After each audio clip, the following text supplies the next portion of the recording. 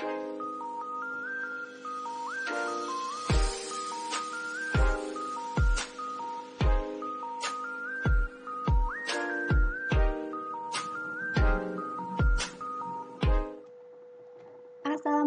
warahmatullahi wabarakatuh. Alhamdulillah senang banget hari ini bisa lagi jumpa dengan teman-teman di pertemuan keempat. Jadi agenda hari ini kita akan membahas mengenai proses rekrutmen dan proses seleksi. Di mana agenda hari ini kita akan membahas secara detail mengenai ilmu apa saja sih yang harus kita pelajari dari proses rekrutmen, lalu hal apa saja yang mempengaruhi proses rekrutmen sampai proses seleksi karyawan sehingga perusahaan itu mendapatkan karyawan terbaik dari pilihan yang lainnya. Nah, teman-teman, selama 1 jam ke depan, teman-teman akan bersama kalian di pelajaran MSDM ini, dan seperti biasa nanti akan ada kuis yang harus teman-teman jawab ya di kolom komentar nanti. Nah, ini Kak berikan alasan kenapa Kak hari ini tidak live streaming tapi membuat video, karena yang pertama, Kak hari ini ada jadwal vaksin kedua yang mengharuskan kalian datang pagi jam 8 sampai Rumah Sakit Bayangkara, lalu ada beberapa tes narkoba dan sebagainya.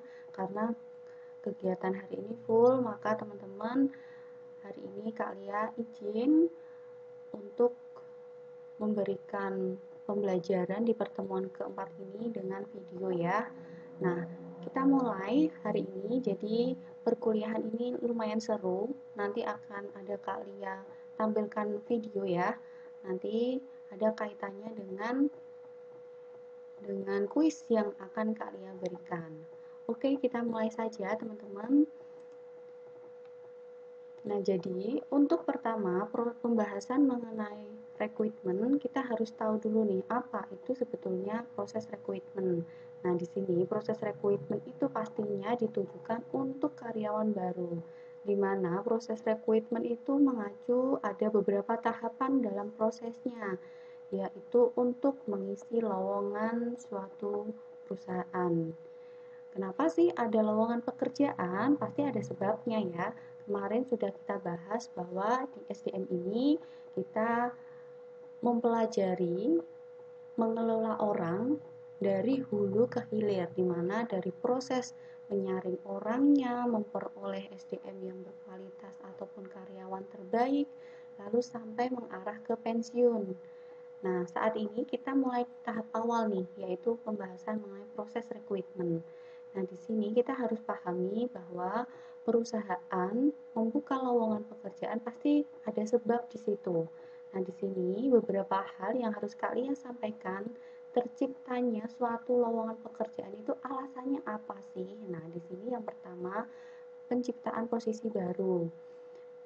Di mana maksudnya mungkin perlu karena peningkatan beban kerja karyawan yang ada, atau ekspansi. Umumnya perusahaan pertama Departemen SDM harus menganalisa bahwa tidak mungkin bagi pekerja tetap untuk membagi pekerjaan tambahan.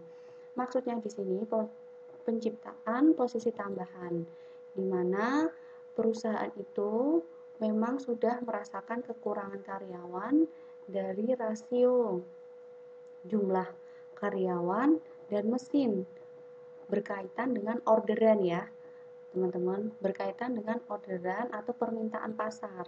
Nah, permintaan pasar itu pastinya akan mempengaruhi produksi dari perusahaan. Nah, di sini ketika permintaan pasar, contoh yang kemarin mungkin di sini ya, kalau enggak di perkuliahan mata kuliah lain, kalian mencontohkan di mana permintaan ketika tinggi seperti perusahaan nisin waktu lebaran, Ramadan, dia pasti menambah posisi karyawan, walaupun itu posisinya karyawan yang harian ataupun karyawan yang borongan, tapi hal itu harus dilakukan karena SDM itu Departemen SDM itu merasa perusahaan ini dengan situasi momen lebaran itu harus menambah yang namanya pasukan dari karyawan. Lalu terciptalah yang namanya tambahan karyawan baru di posisi produksi.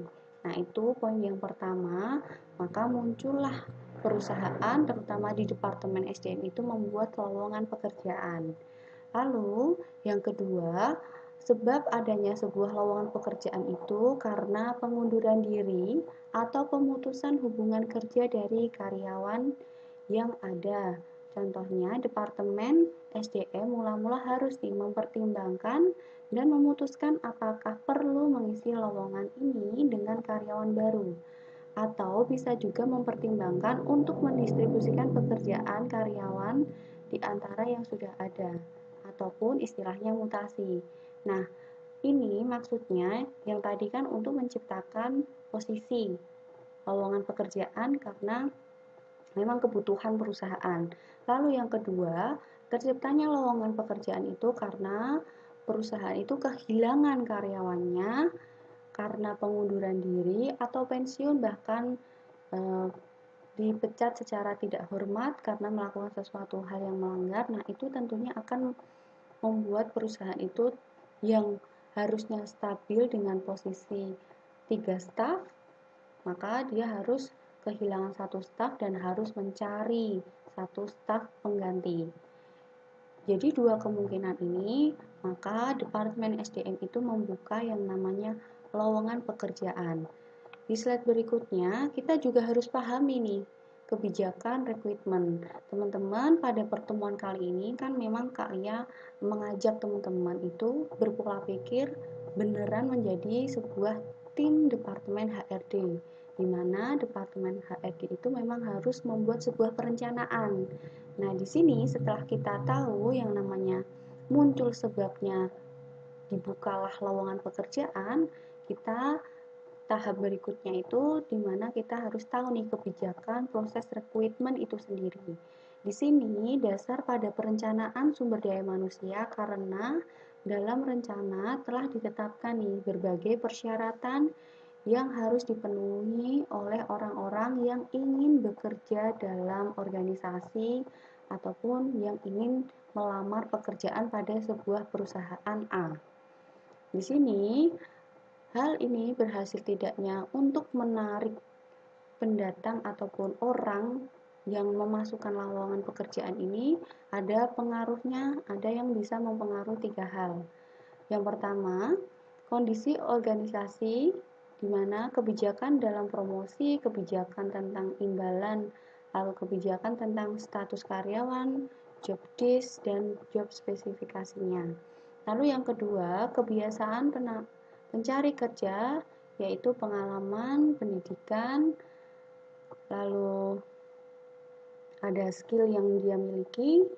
Yang ketiga adalah kondisi eksternal, di mana kondisi eksternal itu adalah lingkungan di sekitarnya ataupun kondisi negara, apakah banyak pengangguran dan sebagainya. Di sini juga sangat berpengaruh pada kebijakan sebuah rekrutmen perusahaan. Jadi teman-teman, ketika perusahaan itu berhasil pada proses rekrutmen atau proses rekrutmen itu dikatakan berhasil ketika jumlah dibuka lowongan pekerjaan itu untuk orang yang melamarnya sejumlah hingga ratusan orang atau ribuan orang, di mana posisi yang dibuka hanya 100, tapi untuk pelamarnya itu bisa 4, 5, sampai 10 persennya dari 100. Nah, itu bisa dikatakan proses rekrutmen ini berhasil.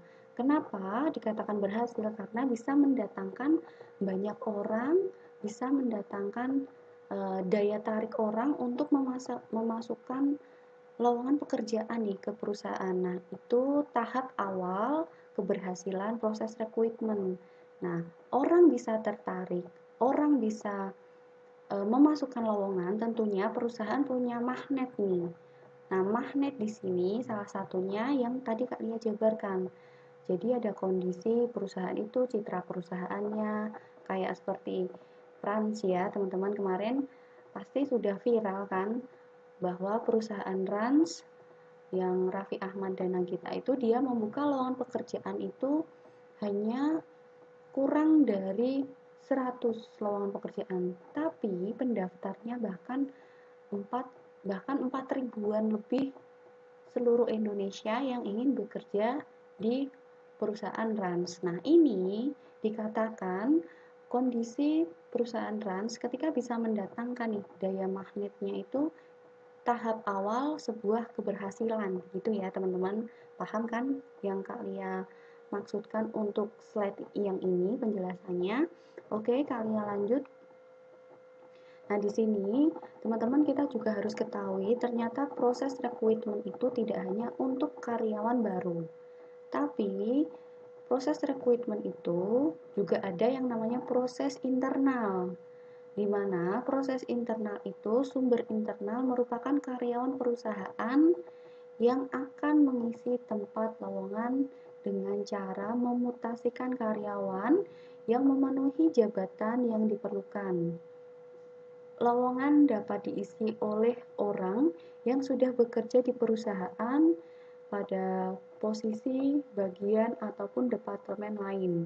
Nah, ini dapat memberikan peluang nih untuk memindahkan ataupun promosi karyawan yang sudah ada yang mungkin tertarik dengan posisi tertentu. Nah, di sini teman-teman, jadi yang awal kalian sampaikan tadi itu adalah lowongan pekerjaan untuk eksternal atau karyawan baru. Nah, di Departemen SDM dia juga harus memikirkan nih ternyata kekurangan karyawan seperti karyawan yang mengundurkan diri, pasti dia juga harus membuka dua pilihan. Membuka lowongan pekerjaan secara umum untuk orang atau karyawan baru. Yang kedua, ditujukan lowongan pekerjaan mengisi jabatan yang sudah kosong itu untuk karyawan internalnya atau yang sudah menjadi karyawan tetap. Nah, jadi di Departemen SDM itu dia bisa saja membuka dua lowongan pekerjaan. Nah, ini kembali lagi terhadap kebutuhan perusahaan. Jadi masing-masing perusahaan itu tentunya berbeda karena kebutuhannya juga berbeda. Ada penilaian-penilaian tertentu ketika perusahaan itu membuka lowongan pekerjaan untuk mengisi jabatan ataupun kekosongan staf yang harusnya 3 orang lalu yang satu mengundurkan diri. Nah, ini bisa juga diambilkan dari karyawan dari departemen lain. Nah, nanti tentunya ada proses seleksi nih. Nah, ini kita belum masuk ke aturan proses seleksinya seperti apa, tapi Kak Lia berikan gambaran ya, bahwa ternyata di Departemen SDM itu juga membuka lowongan pekerjaan internal dan eksternal. Nah, internal ini biasanya kita dengar dengan istilah yang namanya mutasi kerja ataupun bisa juga dikatakan promosi jabatan. Nah, ini masuk di lowongan internal yang harus dibuat oleh Departemen SDM, teman-teman. Selanjutnya, nah di sini kalian juga berikan gambaran keuntungan dari transfer ataupun promosi jabatan secara internal. Itu yang pertama, karyawan menyadari bahwa kerja keras dapat apresiasi melalui program promosi ataupun program mutasi itu mengarah pada kepuasan kerja yang lebih besar di antara karyawan. Yang kedua, keuntungannya, keterampilan dan potensi kandidat internal sudah diketahui oleh manajer sehingga mungkin lebih mudah untuk mentransfer ataupun mempromosikan karyawan tersebut dalam proses rekrutmen atau bahkan tanpa proses rekrutmen. Nah, ini kembali lagi ke kebijakan dari SDM ya, teman-teman, dan kebutuhan perusahaan. Lalu yang ketiga, karyawan yang telah dipromosikan memiliki pengetahuan yang baik tentang pekerjaan dan perusahaan. Oleh karena itu, periode induksi dan pelatihan untuk karyawan tersebut lebih pendek daripada pendatang baru. Nah, ini maksudnya dari slide ini, teman-teman, ketika bagian Departemen SDM ini membuka lowongan pekerjaan untuk mengisi satu staf yang kosong, dia akan lebih rekomendasi dari karyawan itu sendiri daripada pendatang baru atau karyawan yang baru. Karena apa? Pada proses rekrutmen tidak lepas yang namanya proses training, pengenalan perusahaan, lalu negosiasi gaji, kita harus mengedukasi kebijakan perusahaan.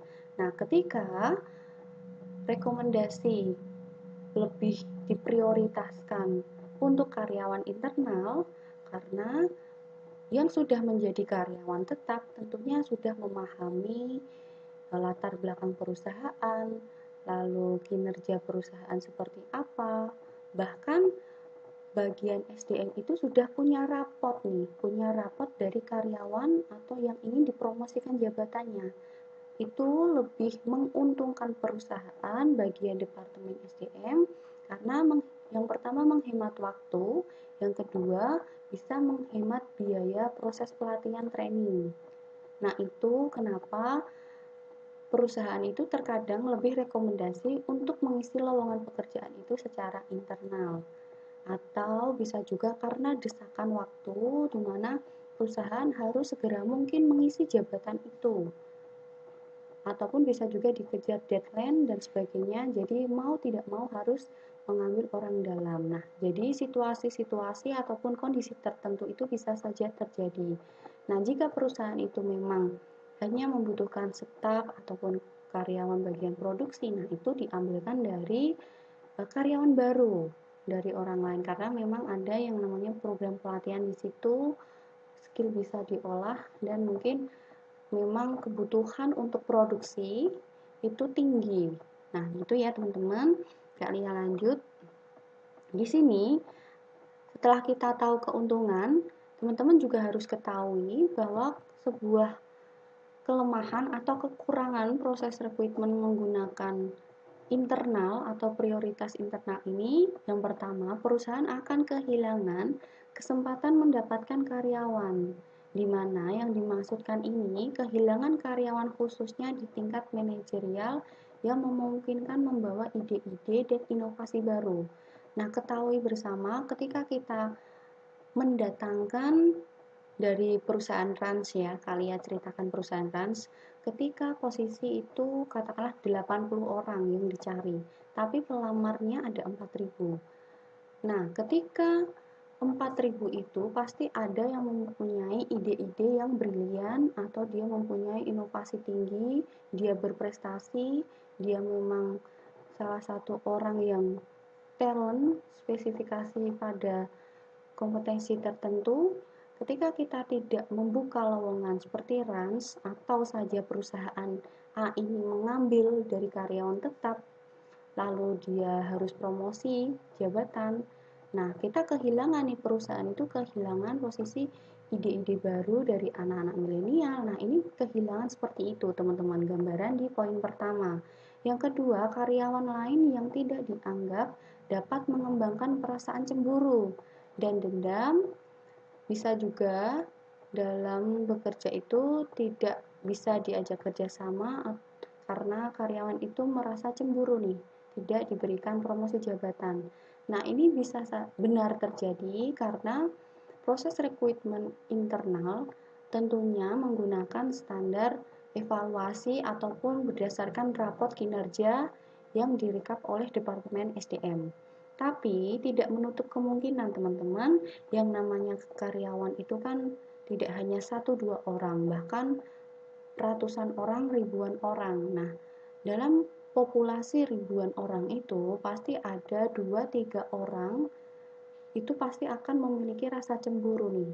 Nah, ini kekurangan atau kerugian ketika perusahaan menggunakan proses rekrutmen secara internal. Tapi juga ketahui ketika kita menggunakan proses yang lebih besar secara eksternal, mendatangkan karyawan baru, itu juga tantangannya juga lebih tinggi nih, gitu ya teman-teman.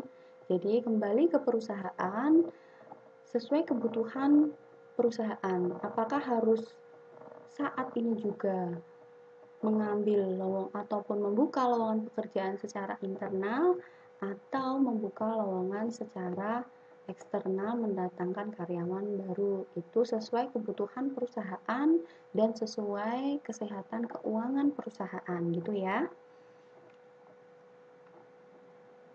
Nah, di sini untuk mengatasi permasalahan, manajemen harus memastikan yang pertama rincian lowongan diedarkan ke semua karyawan untuk mengatasi rasa kecemburuan. Jadi, semua informasi mengenai lowongan pekerjaan harus ditempel di mading, di pojok gedung, lalu dilewatkan WA secara broadcast dan sebagainya. Harus kita ada pembahasan rapat kecil, bahkan sebuah video dan sebagainya. Nah, itu harus disampaikan nih secara detail untuk rincian lowongan pekerjaan. Yang kedua, seleksi harus dilakukan secara adil dan tidak memihak. Itu penting banget, terutama ketika teman-teman sekarang posisi di Departemen SDM menangani karyawan. Nah, ini juga harus bertindak adil karena memang Departemen SDM itu sebagai jembatan nih antara perwakilan perusahaan dan harus berhadapan langsung dengan karyawan. Nah, ketiga, seleksi harus didasarkan pada prestasi dan kinerja. Nah, ini yang tadi Kak Lia sampaikan, bahwa sebuah kinerja itu harus ada raport yang harus dievaluasi setiap bulannya, terutama di Departemen SDM. Nah, raport ini bisa meliputi target yang dicapai, lalu sikapnya dia, lalu bisa presensi kehadirannya. Nah, itu semua dirangkum menjadi satu raport evaluasi dan filenya itu tersimpan dan harus dimiliki oleh Departemen SDM. Itu yang di slide ini ya teman-teman. Nah, pada proses rekrutmen secara eksternal yang mendatangkan karyawan baru, ini penjelasannya melibatkan pengisian lowongan dari sumber di luar perusahaan. Kalau tadi, ketika perusahaan secara internal, dia cukup hanya menyebarkan lewat broadcast, membuat grup, lalu membuat video pengumuman secara detail nih, pengumuman pembukaan promosi jabatan. Nah, itu bisa juga ditempel di lingkungan perusahaan saja. Ketika kita masuk ke proses rekrutmen untuk mendatangkan orang luar, ini kita juga harus melibatkan beberapa orang. Nah, salah satu beberapa organisasi yang harus kita lakukan karena kita sekarang berada di Departemen SDM, berarti yang pertama harus melibatkan dari lembaga pendidikan, lalu perguruan tinggi ataupun akademi teknik, sekolah tinggi, universitas. Yang ketiga, agen tenaga kerja. Keempat adalah konsultan pengadaan tenaga kerja, iklan melalui surat kabar. Lalu hal wajib kita lakukan adalah yang terakhir posting nih di situs web lowongan kerja ataupun sekarang di IG lowongan. Gak cuma web ya, tapi harus di IG, di TikTok, di media sosial. Nah, kita harus sebarluaskan nih bahwa perusahaan A ini membutuhkan kandidat terbaik nih dari seluruh Indonesia, maka membuka lowongan pekerjaan itu harus melibatkan banyak perusahaan atau banyak rekanan kerja gitu, teman-teman. Nah, di sini untuk proses rekomendasi ada yang namanya campuran dari sumber internal dan eksternal. Karyawan yang ada dapat diminta untuk merekomendasikan teman dan kerabat mereka yang mungkin cocok untuk mengisi pekerjaan tertentu.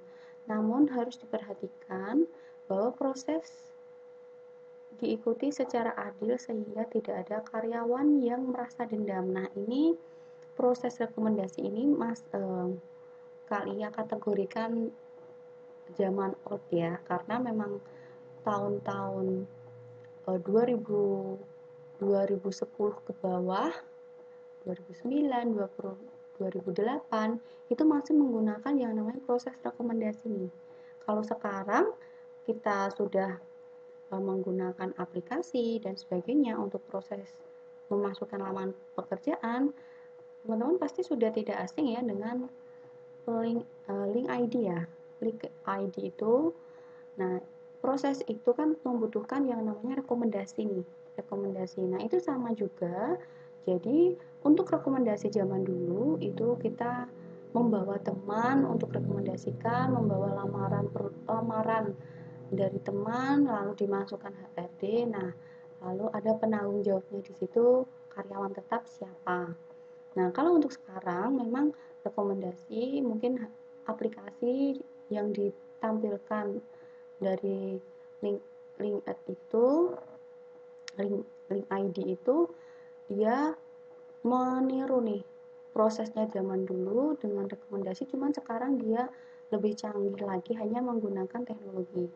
Jadi orang yang ingin melamar pasti kan dia harus punya rekomendasi siapa saja sih.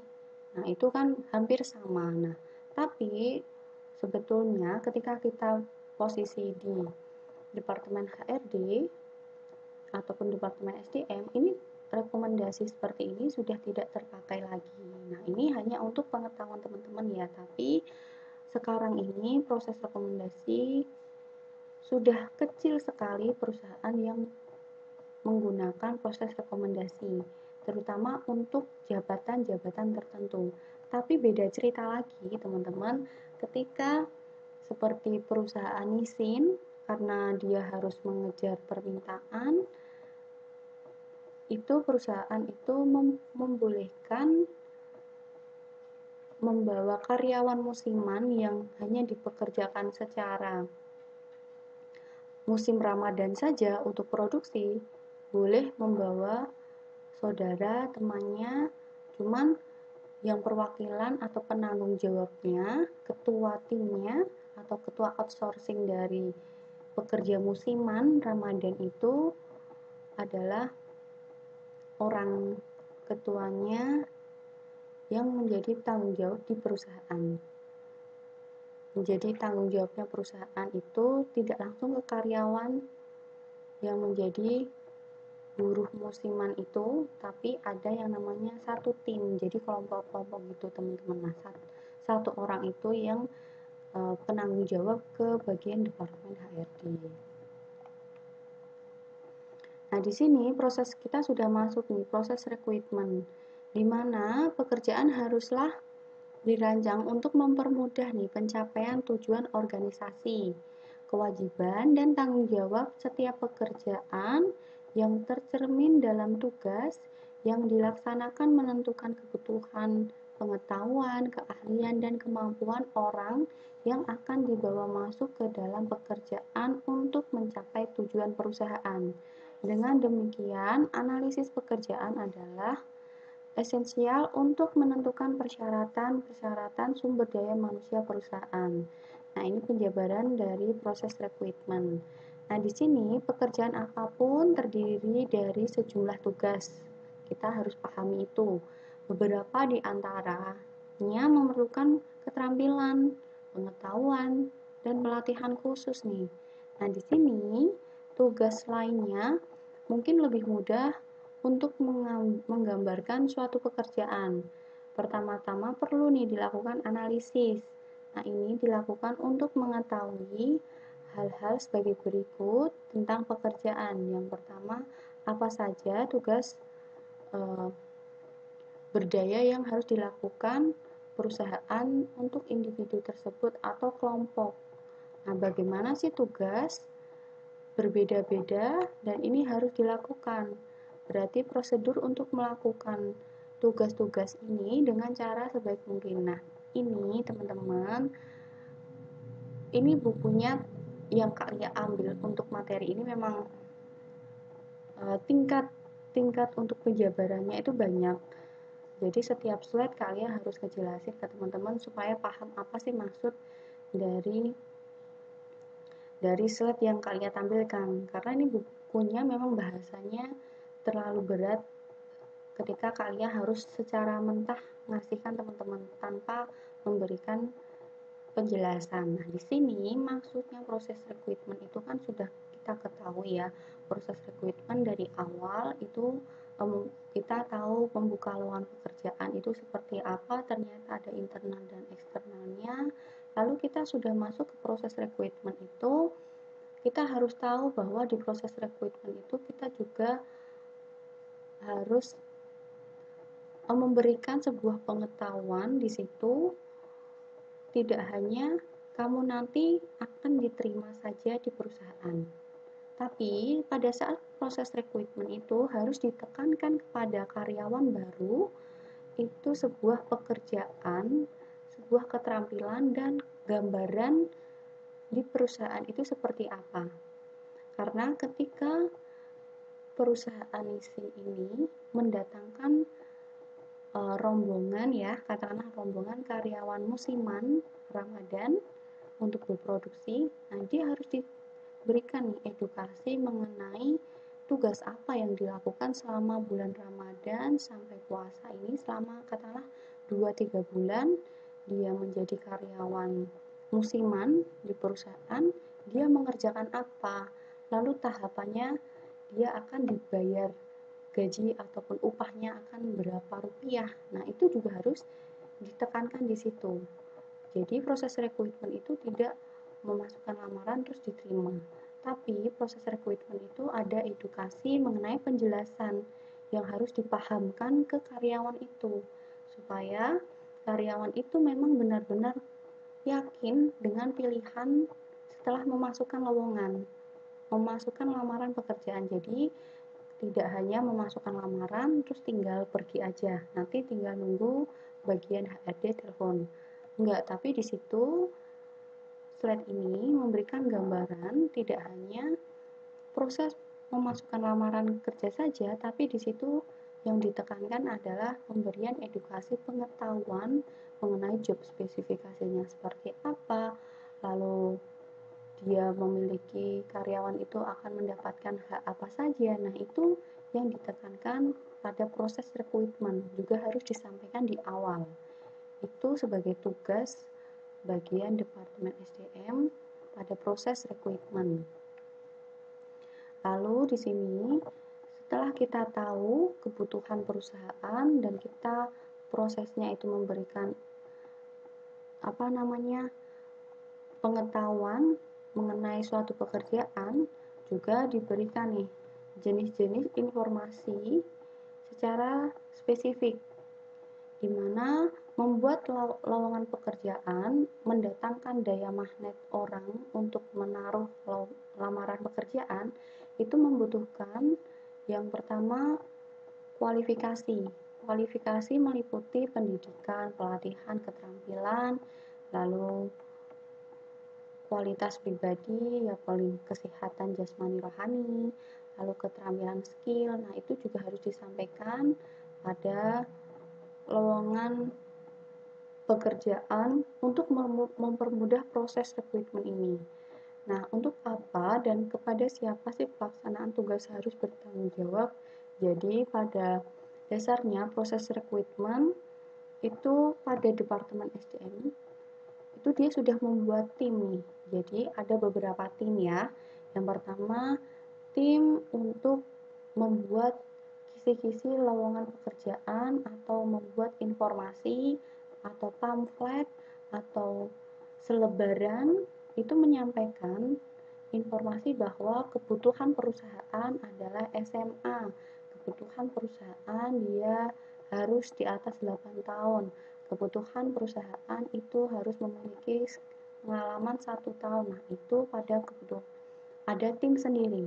Lalu proses berikutnya setelah tim pertama membuka lowongan pekerjaan itu sudah tersampaikan, sudah dipublikasikan ke banyak orang, lalu kan masuk nih yang namanya ke tahap proses seleksi ya teman-teman. Nah, seleksi administrasi itu juga ada timnya sendiri. Jadi tim seleksi ini mengacu pada apa yang sudah disampaikan pada lowongan pekerjaan.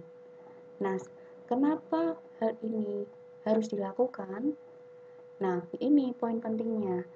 Manajer itu harus membuat kebijakan berdasarkan kebutuhan kualifikasi seperti ini, teman-teman. Jadi, manajer itu dia harus mengidentifikasi, dia harus menganalisis, dia harus memikirkan sebelum membuka lowongan pekerjaan internal atau eksternal, dia sudah membuat strategi kebutuhan perusahaan. Nah, lalu dari analisis manajernya di bagian SDM, lalu turunlah kualifikasi-kualifikasi yang dibutuhkan perusahaan. Dari kualifikasi yang disampaikan manajer, lalu dibuatlah tim yang membuat lowongan pekerjaan yang menyebarluaskan, mengajak kerjasama dengan beberapa rekan kerja, universitas, lalu harus dipromosikan lewat web dan sebagainya. Nah, itu hasil dari pemikiran analisis manajer mengenai kebutuhan perusahaan. Nah, setelah kita masuk ya ke tim administrasi, ini ada yang namanya pelatihan. Sebelum ke pelatihan pasti ada yang namanya wawancara, ada yang namanya tes. Nah, ini teman-teman yang harus difikirkan sebagai satu tim karya di departemen SDM.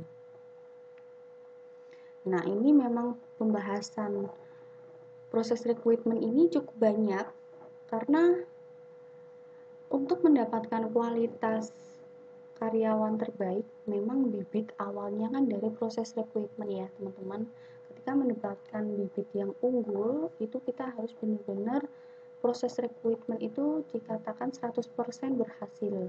Nah, jadi ini memang prosesnya sangat banyak, sangat rumit. Mungkin orang hanya menyepelekan, oh proses rekrutmen sudah masukin lamaran, tunggu aja. Tapi ketika kita masuk ke dalamnya di departemen SDM ini sebetulnya lumayan rumit dan banyak pekerjaan yang harus dilakukan. Nah, di sini informasi yang dikumpulkan melalui analisis pekerjaan memainkan peranan yang sangat penting bagi departemen SDM. Karena analisis pekerjaan menyediakan data minimal untuk melaksanakan kegiatan-kegiatan personalia. Nah, di sini yang kalian maksud tim-tim dari proses rekrutmen itu bisa dikatakan kegiatan personalia. Nah, analisis pekerjaan dapat membantu penciptaan prosedur dan dokumentasi personalia seperti deskripsi jabatan yang menyoroti tanggung jawab, hubungan pekerjaan, lalu spesifikasi jabatan, lalu definisinya keahlian seperti apa, pengalaman dan pendidikan seperti apa, keterampilannya seperti apa. Nah, ini masuk dalam satu wadah yaitu analisis pekerjaan.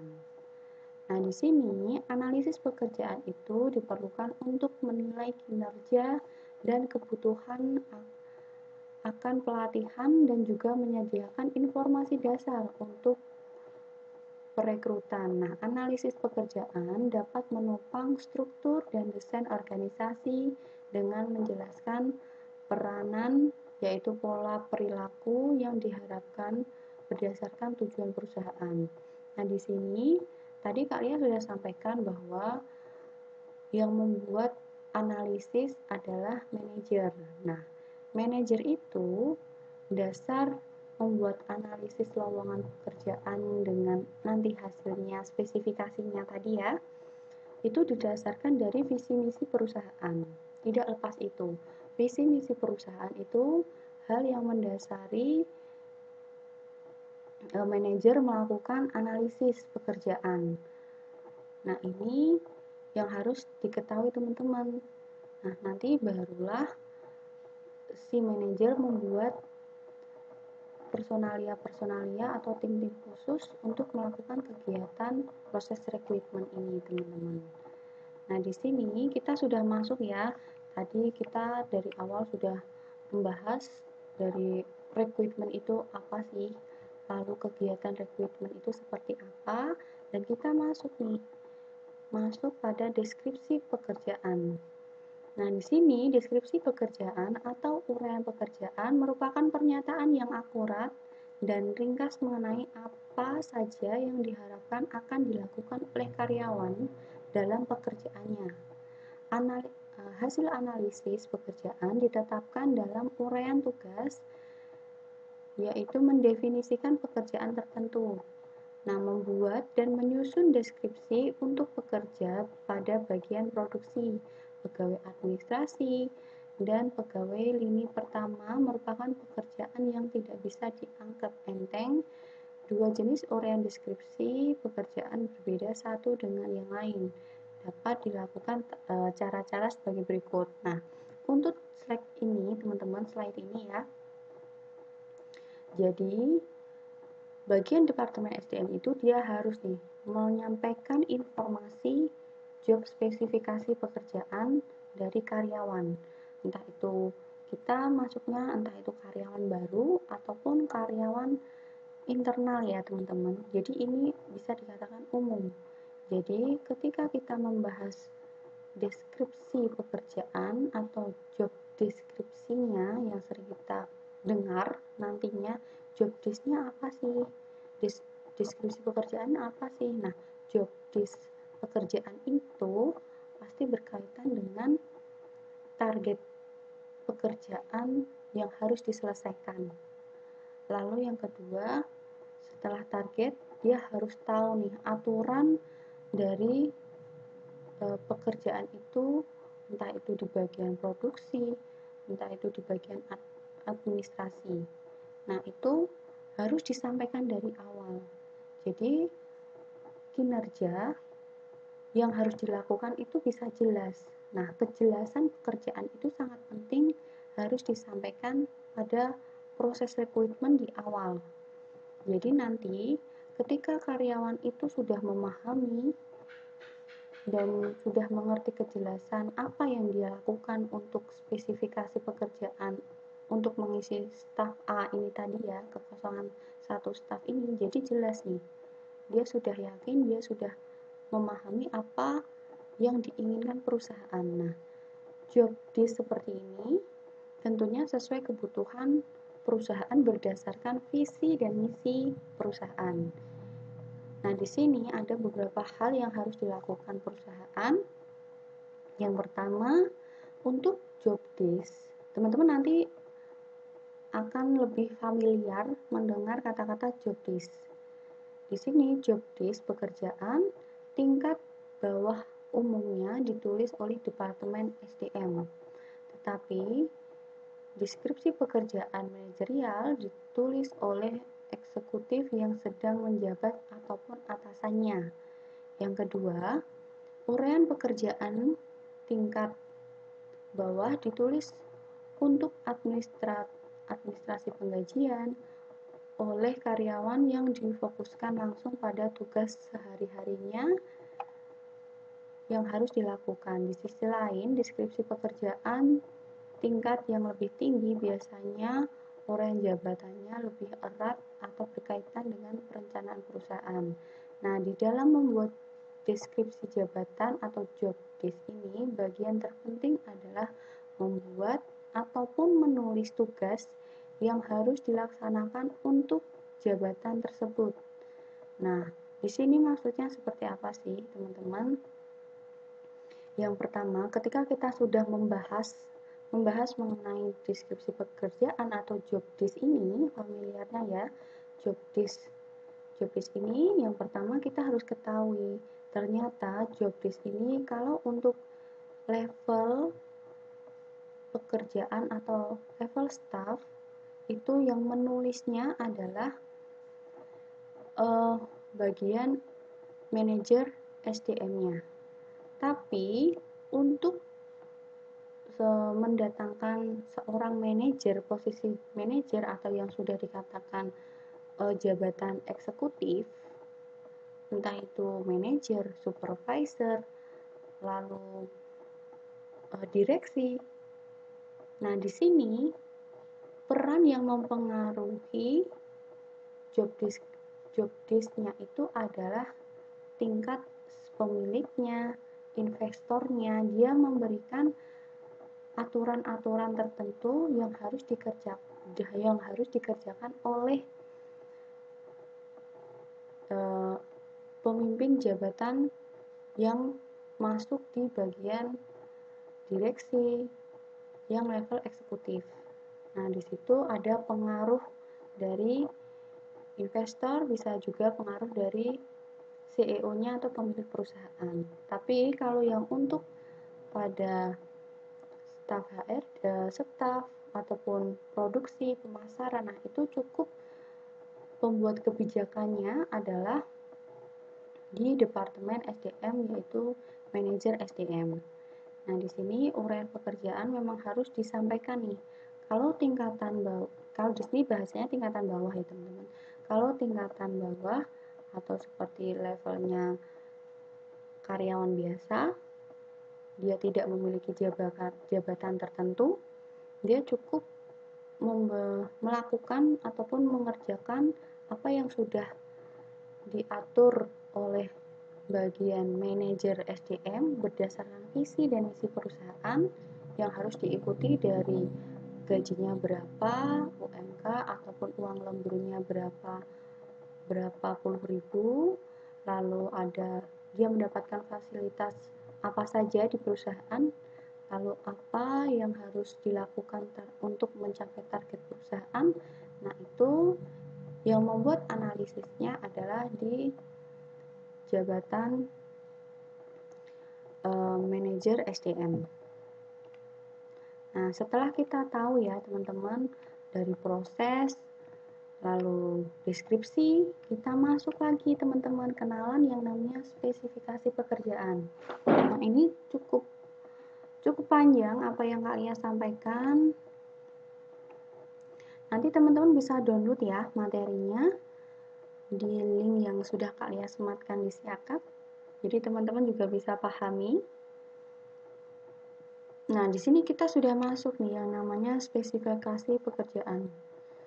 Nah, spesifikasi pekerjaan ini memberikan perincian tentang kualitas pribadi yang diinginkan seorang kandidat.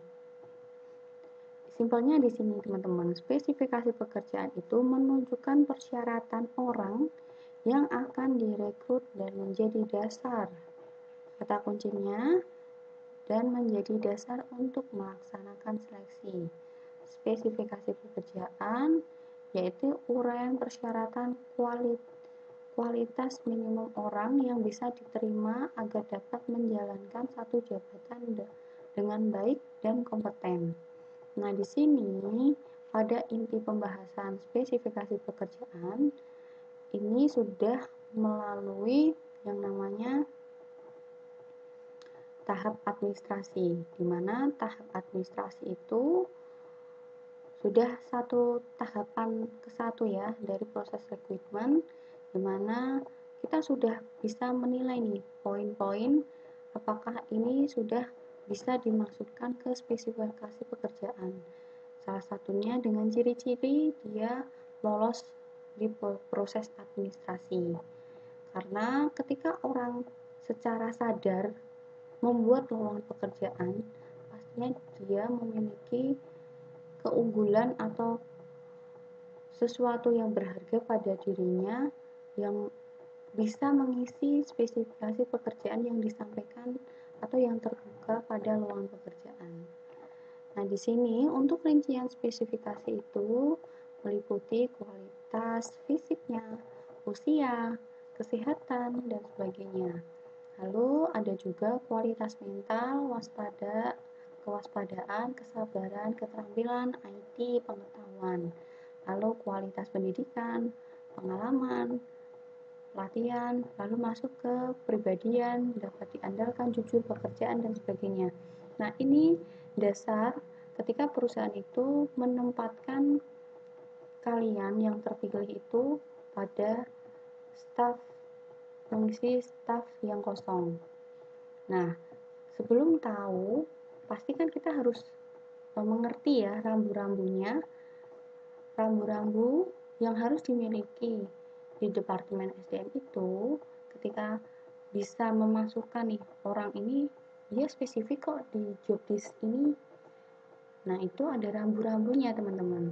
Jadi rambu-rambu di awal yang kita bisa lihat karyawan baru ini memang spesifikasi atau spesialis pada bidang pekerjaan, itu dia yang pertama pasti lolos dari proses administrasi.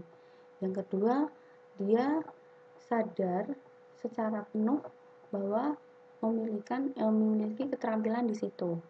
Yang ketiga, ciri-cirinya atau rambu-rambunya, dia pada tahapan proses wawancara dia bisa menjelaskan dengan detail yang berkaitan dengan job desk-nya yang secara spesifik.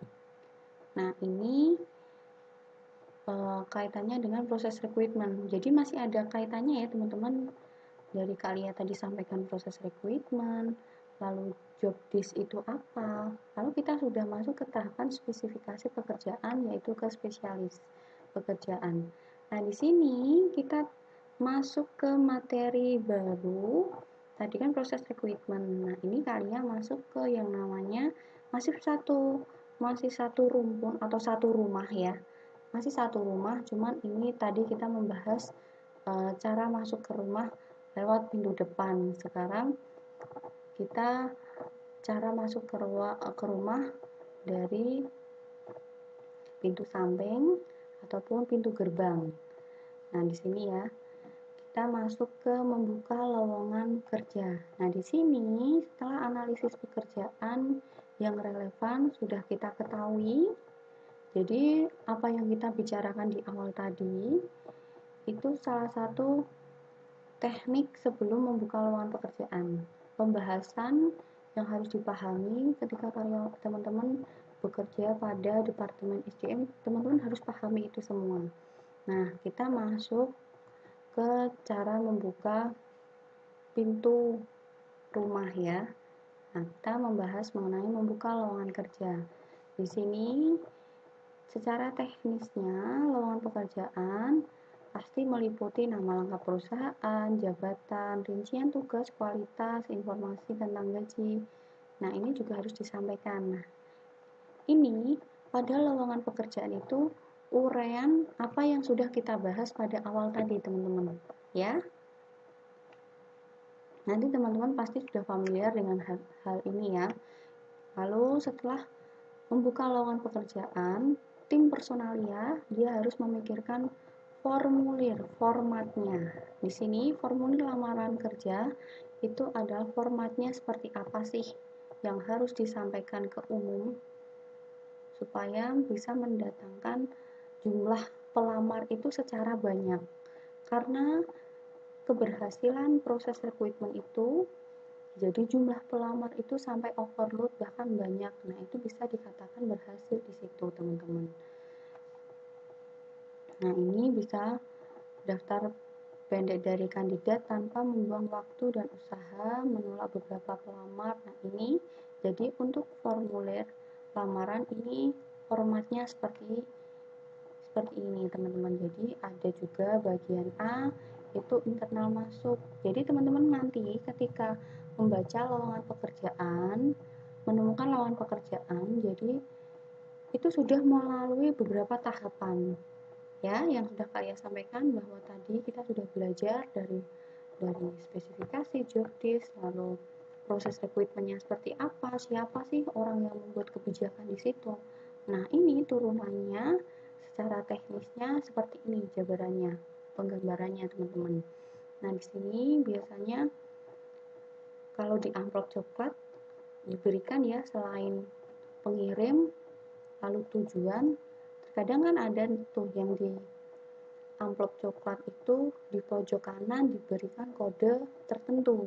Nah, ini secara teknis ini juga dibahas di sini, teman-teman. Jadi formulir formatnya ini internal masuk informasi tanda seperti nama, umur, ada B. Nah, ini juga dibuat seperti aturan pada perusahaan, terutama bagian Departemen SDM, dia punya aturan baku.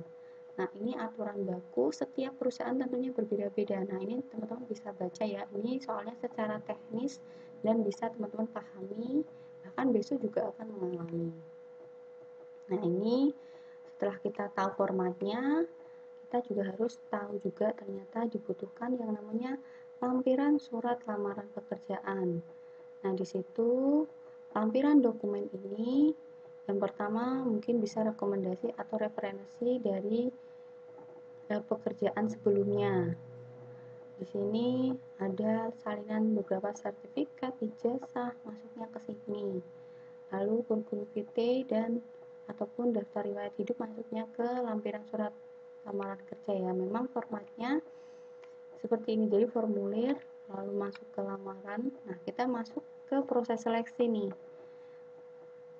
Proses seleksi bisa menggunakan beberapa teknik. Nah, sekarang kita membahas di awal ini adalah dengan sistem wawancara. Wawancara adalah pertemuan tatap muka dan diskusi antara pelamar dan perwakilan pemberi kerja, yaitu bagian personalia ya, tim personalia. Bergantung pada jenis pos wawancara dapat dilakukan oleh satu manajer, yaitu manajer SDM, di mana dihadapkan karyawan baru itu harus secara seleksi dan dinilai langsung oleh manajer SDM. Ini untuk posisi manajerial, pewawancara itu tentunya bukan lagi level manajer SDM. Cuman kalau untuk mengisi lowongan pekerjaan di bagian supervisor, tentunya pada proses seleksi wawancara ini yang dihadirkan itu tidak hanya manajernya, tapi juga menghadirkan yang namanya CEO-nya, direksinya. Nah, pasti lebih jabatan yang lebih tinggi akan dihadirkan pada proses wawancara kerja. Nah, di sini wawancara kerja itu pasti memiliki tujuan.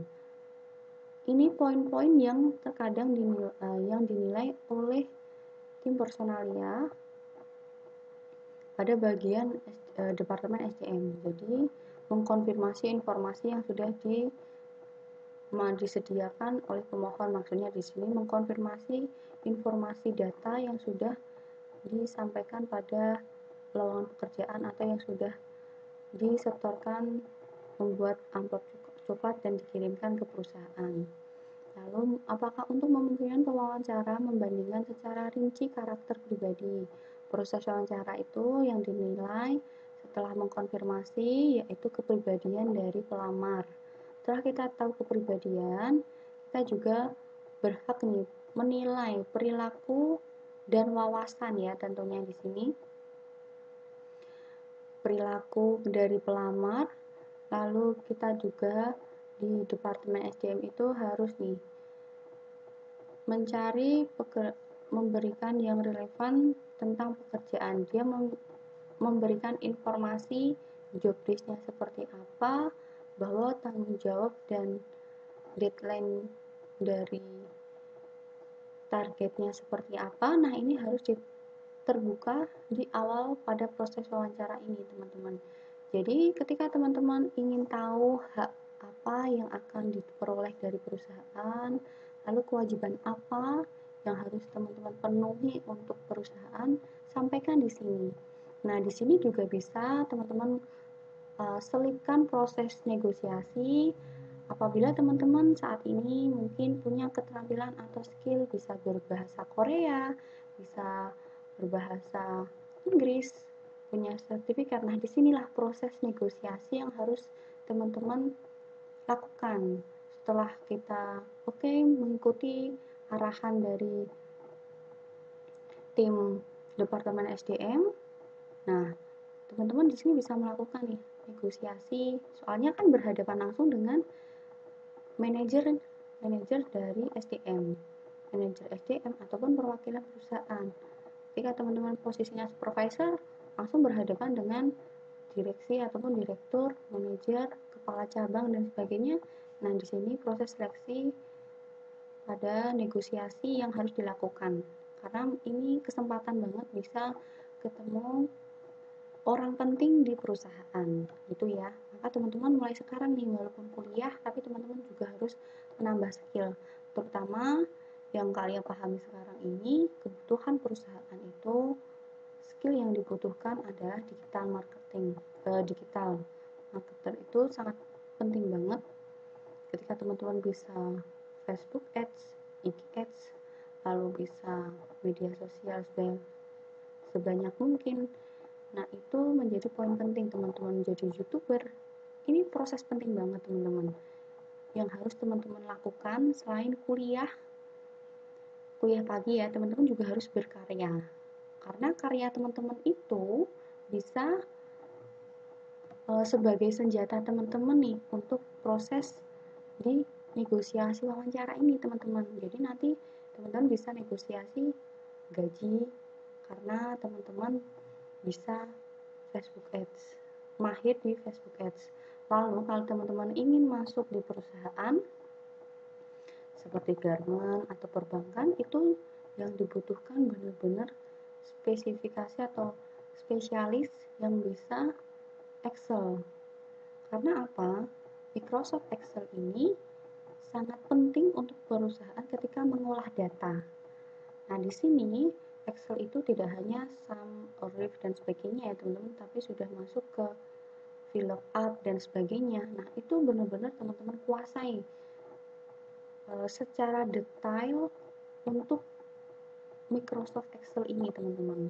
Karena ini kebutuhan ataupun permintaan karyawan itu untuk menerima karyawan itu membutuhkan tambahan skill. Nah, teman-teman bisa lakukan tambahan skill itu dari mungkin tambahan bahasa, lalu sekarang karena teknologi media sosial, lalu yang ketiga teman-teman dalami Microsoft Excel sampai mahir, sampai teman-teman bisa mengolah data dari VLOOKUP sampai ke yang average dan sebagainya itu. Teman-teman harus pahami itu. Kemungkinan 2021 sampai 2010 tahun ke depan itu terpakai terus teman-teman, bahkan teman-teman akan dicari. Nah, kita masuk ya ke proses seleksi ya teman-teman. Di sini proses seleksinya secara teknis itu yang pertama melakukan wawancara berhasil perlu untuk memiliki perencanaan dan persiapan yang tepat. Nah, di sini perencanaan yang harus disiapkan pada proses wawancara yaitu teman-teman juga harus memahami apa sih kualifikasi ataupun job desk-nya dan spesifikasi kerja karyawan. Yang kedua, setiap wawancara harus membuat catatan khusus atau rincian dari pelamar. Jadi setiap dipanggil kan proses seleksi wawancara itu kan pasti dipanggil satu persatu. Nah, satu persatu pasti bagian Departemen SDM itu sudah memiliki data teman-teman. Selain teman-teman apa yang sudah dimasukkan ke perusahaan melalui amplop coklat ataupun by email, pasti bagian Departemen SDM dia sudah memiliki data-data di luar itu. Nah, ini yang harus teman-teman ketahui informasi-informasi itu. Jadi ketika wawancara teman-teman sebisa mungkin harus jujur, karena pasti bagian Departemen SDM mencari informasi sebanyak mungkin sampai bisa ke tahap proses wawancara kerja. Nah, di sini sebelum wawancara kerja bisa juga ada yang namanya tes seleksi. Nah, ini teman-teman bisa pahami ya. Jadi memang materi proses rekrutmen ini kalau dibahas secara detail bahkan 1-2 jam teman-teman. Jadi teman-teman jangan bosan, nanti ada beberapa video buat hiburan teman-teman dan itu ada kaitannya juga dengan kuis yang Kak Alia sampaikan. Ini ya teman-teman bisa pahami ya, tes seleksi ada tes seleksi itu meliputi tes kerja, tes kecerdasan, tes kepribadian. Lalu muncullah ini yang dicari-cari pada proses atau goalnya, yaitu surat pengangkatan. Di sini surat pengangkatan tentunya sudah melalui proses tahapan-tahapan yang tadi ya teman-teman. Nah, di sini surat pengangkatan pasti berkaitan yang namanya jam kerja, gaji awal, tunjangan, lalu targetnya. Nah, itu dimuat dalam surat pengangkatan. Surat pengangkatan biasanya 1 lembar. Dalam 1 lembar itu berisikan yang namanya tanggal, lalu ada nomor surat dari perusahaan, ada stempelnya, lalu ada ketentuan perpanjangan berapa tahun sekali. Nah, itu disampaikan secara teknis, dimasukkan dalam satu lembar itu, teman-teman. Nanti bisa dibaca ya di sini. Nah, di sini menangani pelamar yang gagal. Ternyata di bagian SDM ini tidak hanya memikirkan proses dari awal ya, teman-teman. Karena yang namanya hulu hilir ini banyak cabangnya.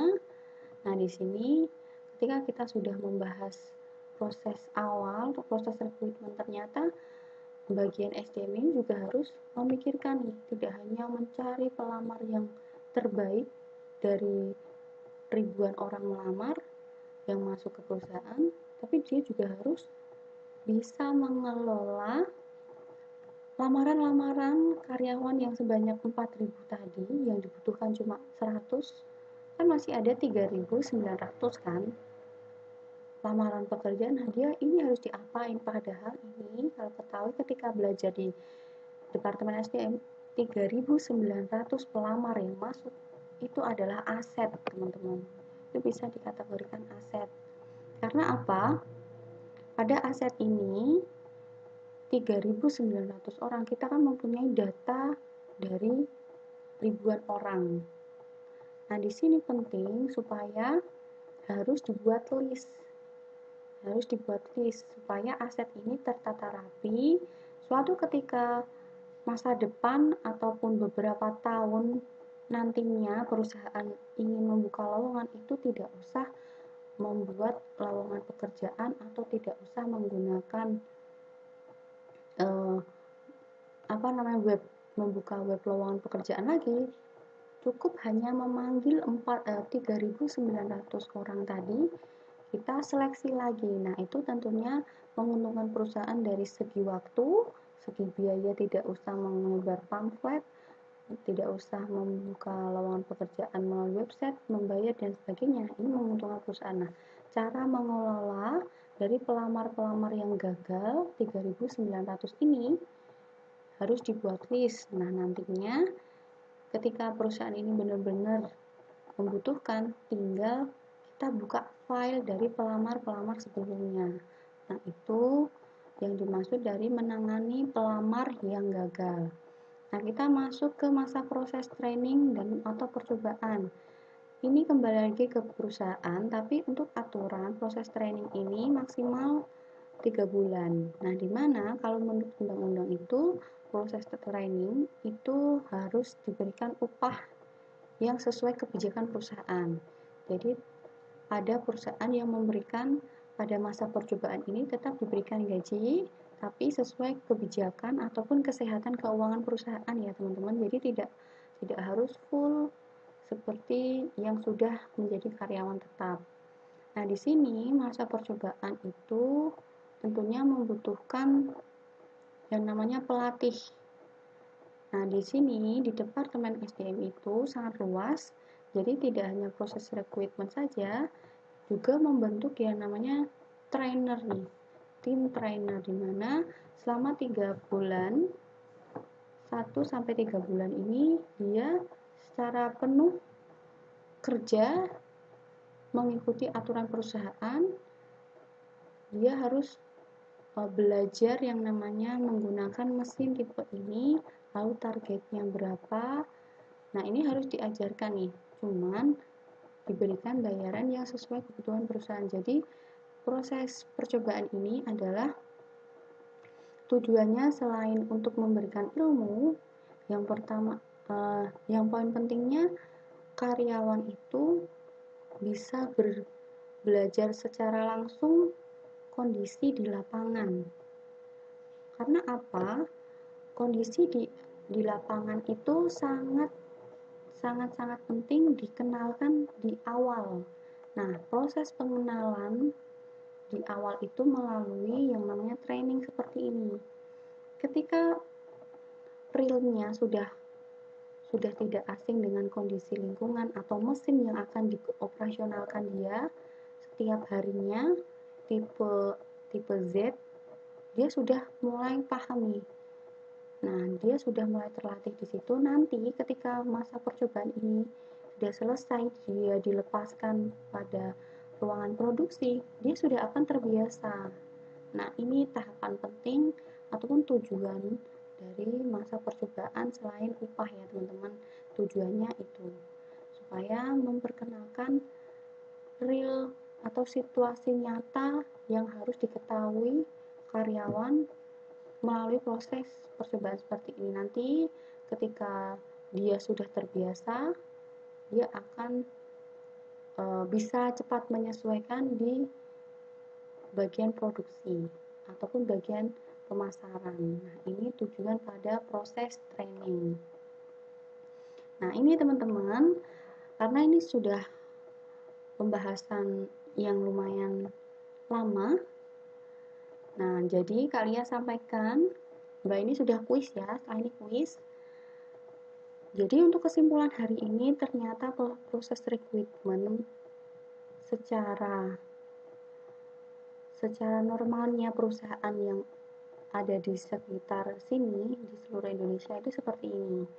Nah, tapi karena sekarang kita sudah beralih ke teknologi, kecanggihan teknologi, tentunya kita harus pahami juga ya, ini sudah masuk ke era transformasi kan kemarin 4 era industri transformasi yang 4.0. Sekarang kita mau ke tahap nih yang 5.0. Nah, di mana proses perubahan itu juga terjadi pada departemen SDM, teman-teman. Nah, salah satu proses rekrutmen yang biasanya kita mengirimkan by email ataupun menggunakan amplop coklat, kantor pos dan sebagainya. Sekarang kan kita sudah beralih menggunakan teknologi aplikasi. Nah, aplikasi tadi Kak Lia sudah singgung aplikasi Link ID ya. Link ID itu seperti rekomendasi skemanya atau alurnya seperti rekomendasi. Nah, sekarang ini Kak Lia juga berikan video. Ini mungkin teman-teman tidak asing ya. Teman-teman kan pasti bermain aplikasi TikTok ya, media sosial TikTok. Nah, ini yang harus dirubah untuk perusahaan sekarang, bahwa membuat lamaran pekerjaan itu tidak harus capek-capek mengirimkan membuat CV, membuat membuat surat lamaran harus langsung antar ke kantor pos atau langsung dimaksudkan ke satpam dan sebagainya. Sekarang kita sudah ke teknologi, teman-teman juga harus ketahui teknologi di perusahaan es teh ya, teman-teman sudah nggak asing lagi ya, es teh. 세상의 소리 질러 I love you 너 사랑한다고 나 여자가 되어달라고 눈부셔 always you're my star 세상의 소리 질러 I love you 너 사랑한다고 나 여자가 되어달라고 눈부셔 always you're my star 세상의 소리 질러 I love you 너 사랑한다고 나 여자가 되어달라고 눈부셔 always you. Nah, itu tadi kalian tampilkan bahwa sekarang ini kita lebih dipermudah nih adanya teknologi, membuat lowongan pekerjaan itu sekarang cukup membuat video saja, diupload di media sosial, itu sudah mewakilkan data diri kita bahwa keseriusan ingin memasukkan mengisi jabatan tertentu. Paham ya teman-teman? Nah, yang Kak Lia harapkan, tapi tidak semua perusahaan sekarang masih bisa melakukan realisasi seperti itu. Mungkin baru beberapa perusahaan saja yang bisa mengikuti proses rekrutmen membuat video seperti perusahaan es teh. Mungkin hanya perusahaan es teh dan beberapa perusahaan lainnya. Tapi kalau untuk perusahaan sekarang ini mungkin ada yang menolak ataupun belum sesuai kebutuhan perusahaan. Tapi yang namanya teknologi itu kan juga harus berkembang, tidak hanya dari peralatan mesin saja, cuman dari manajemen terutama di SDM, proses rekrutmen pun juga harus berkembang. Nah, ini kalian apresiasi juga, seneng banget karena ternyata sekarang membuka lowongan ataupun melamar pekerjaan itu sesimpel itu dengan membuat konten video. Nah, teman-teman, semoga teman-teman bisa ya mendapatkan perusahaan yang benefit karena yang baru melakukan perubahan proses rekrutmen itu perusahaan-perusahaan yang benefit seperti Tokopedia, lalu Esteh. Nah, itu dia membuka lowongan pekerjaan itu benar-benar sebuah gebrakan baru, memanfaatkan teknologi baru. Adanya media sosial ini menjadi ajang proses memasukkan lowongan pekerjaan. Itu seru banget dan kalian seneng banget nih. Coba saja kalau kampus-kampus yang lainnya ataupun penerimaan mahasiswa lainnya, sekarang sudah mudah seperti itu. Nah, untuk teman-teman nih yang masih anak milenial pasti kan antusias banget. Nah, ini antusias teman-teman ketika semangat membuat konten-konten seperti itu tentunya menjadi arsip di bagian Departemen SDM. Nah, ini nanti akan mempermudah nih tahapan-tahapan yang sudah kita bahas pada pertemuan hari ini. Nah, ini soalnya teman-teman. Nah, ini kalian pengen tahu nih tanggapan dari teman-teman. Menurut teman-teman, apakah penting proses rekrutmen sekarang ini melalui media sosial TikTok, LinkedIn, dan sebagainya? Lalu tolong berikan alasannya kenapa hal ini harus terjadi, proses rekrutmen menjadi menggunakan TikTok ataupun LinkedIn ya. Formatnya nama, jurusan, dan jawaban. Jadi kalian tunggu di kolom komentar, nanti langsung kalian inputkan nilainya di kuis ya. Jadi ini perkuliahan yang lumayan panjang untuk membahas proses rekrutmen. Semoga teman-teman paham dengan apa yang kalian sampaikan. Semoga teman-teman juga memahami ya prosesnya rekrutmen itu ternyata secara detailnya seperti itu.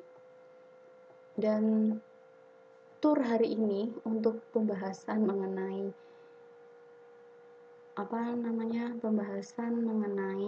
proses rekrutmen sudah cukup. Nah, besok kita akan membahas beberapa materi lainnya lagi. Semoga bermanfaat teman-teman. Kalian tunggu ya jawab kuisnya. Akhir kata, wassalamualaikum warahmatullahi wabarakatuh. Terima kasih sudah mengikuti perkuliahan saya. Semoga bermanfaat dan jangan lupa kalian subscribe dan aktifkan tombol notifikasi.